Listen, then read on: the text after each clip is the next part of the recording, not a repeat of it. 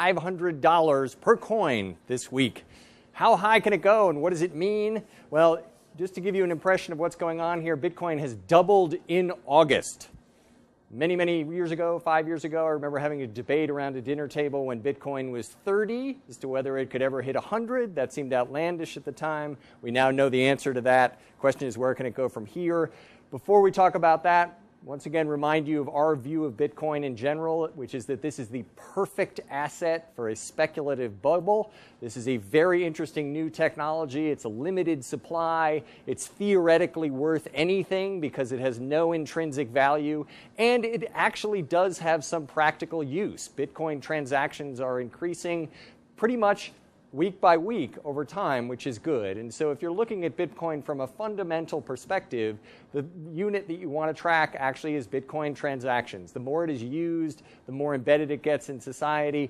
Arguably, the more it is worth. That could support a value. But don't believe anybody that tells you there's some intrinsic value here. There isn't. We've said in the past, Bitcoin can ultimately be worth $1 or $1 million. There's nothing holding it back. And a lot of speculators are looking at it and saying, look, the most I can lose if I bet on Bitcoin is 100%. The most I can make is 100 times my money or more. That sounds like a good trade. And if you are a speculator and you are willing to lose everything, those odds do work. And so they are definitely working out for a lot of people. But where does it go from here?